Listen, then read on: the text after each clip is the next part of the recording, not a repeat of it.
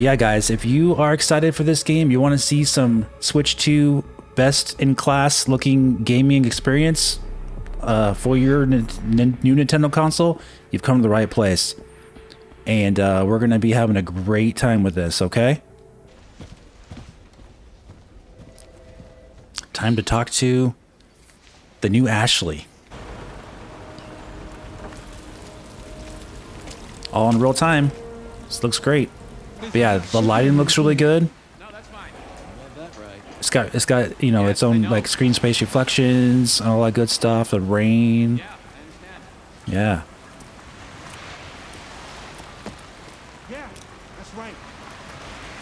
The hair strands do look good, but for Capcom hair strands, they have a problem in dark lighting environments. It makes the hair look almost like white color.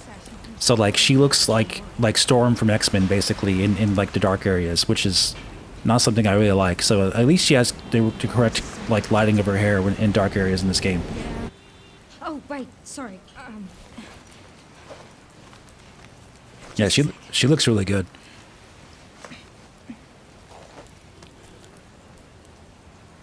Oh, you're FBI?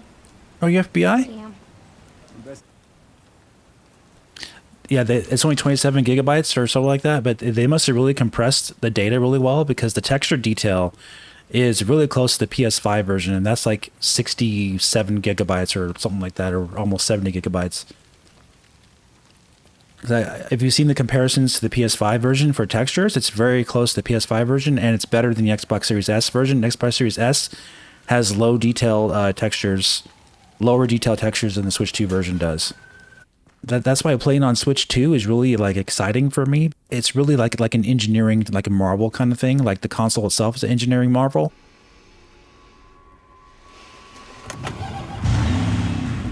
Some of the images. I want that car.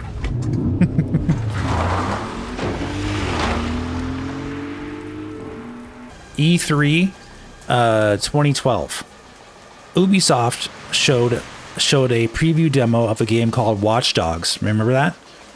And it was actually fake. It was actually a fake preview running on a powerful PC workstation, and the actual game when it was released was completely downgraded.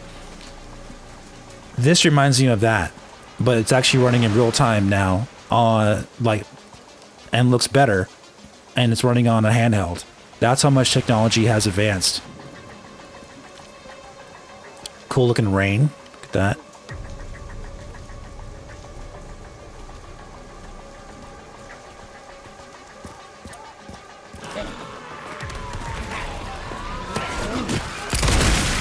Oh, buddy. Hello. Oh my gosh. Let's go. Do you see that? Oh, watch out, lady. Oh, fuck. Let's make this quick. You guys are all bad, huh?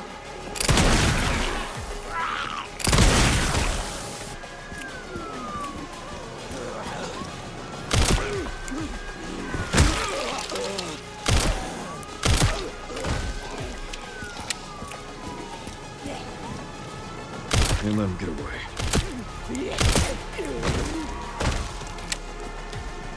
Yeah, impressively enough, this version of the game has higher resolution textures, better quality shadows, better image quality, all over the Xbox Series S version of the game. Like factually, I'm not even making that up. But as you can see, with games that are optimized and made for the console in development, like what Capcom has done, you get the most out of the system. Oh my gosh.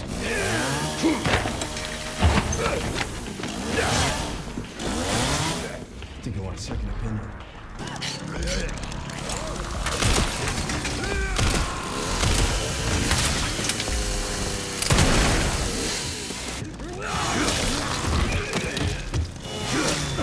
Revenge.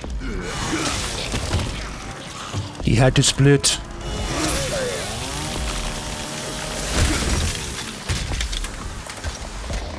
That's right. What the fuck? Gotta be careful with those.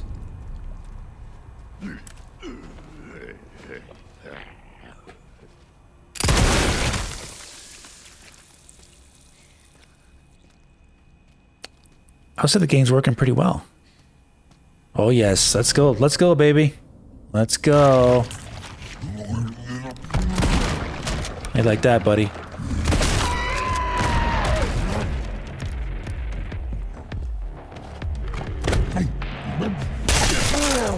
Woo! Let's go. Felt that one, huh? Yeah, this is Switch 2. Watch. Let me press the home button. Switch 2.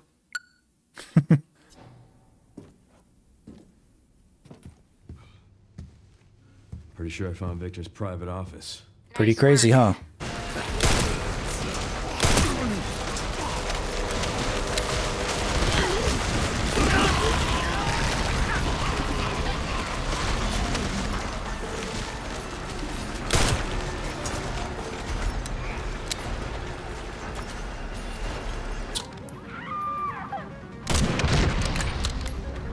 Did I just kill Ashley? I'm gonna say Ashley. Grace.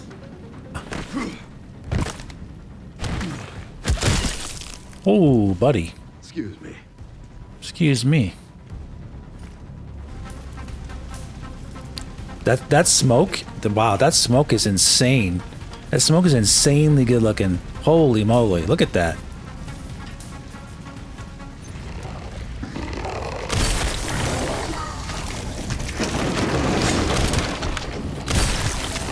Whoa, oh my gosh. So cool, man.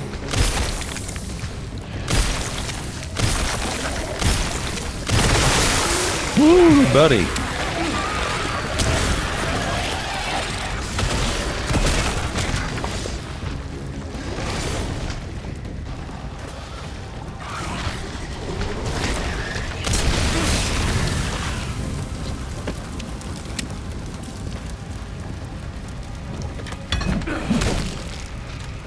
Awesome. Ooh, let's go.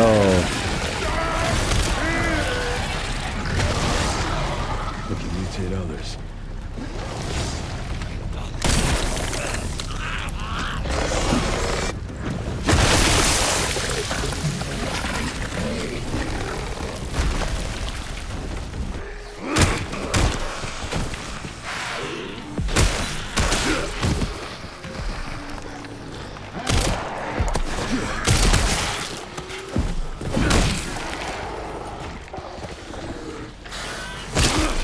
Nice. That's awesome. All right.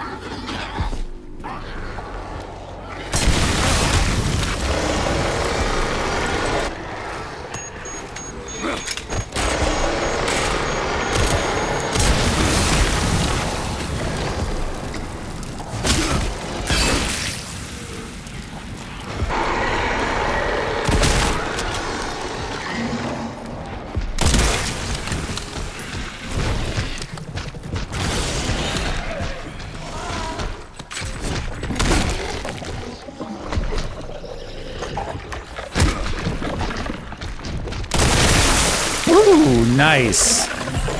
Heck yeah, man. Let's go.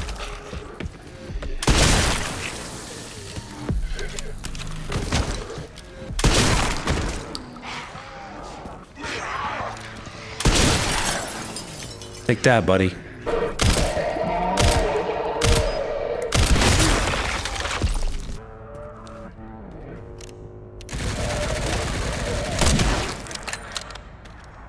Show your hand.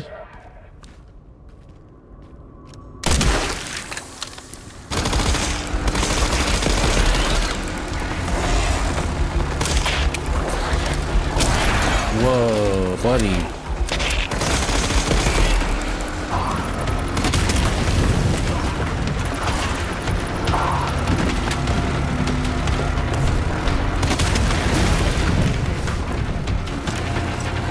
It's insane, right?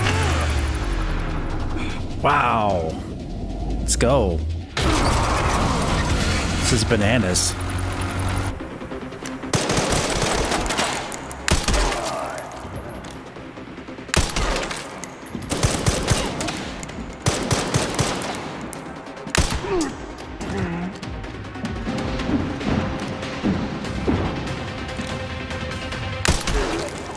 Whoa, nice. Double headshot. Gotta like that. Why, how does he know where I am? How does he know? What the heck's going on, guys? I didn't make any noise. How can he know where I am? This is so unfair.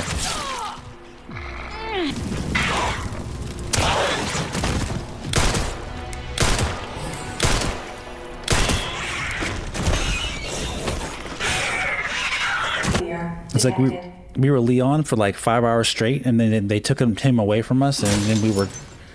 And by that point, I'm like, the Grace gameplay did not hit very well that last time we just did it.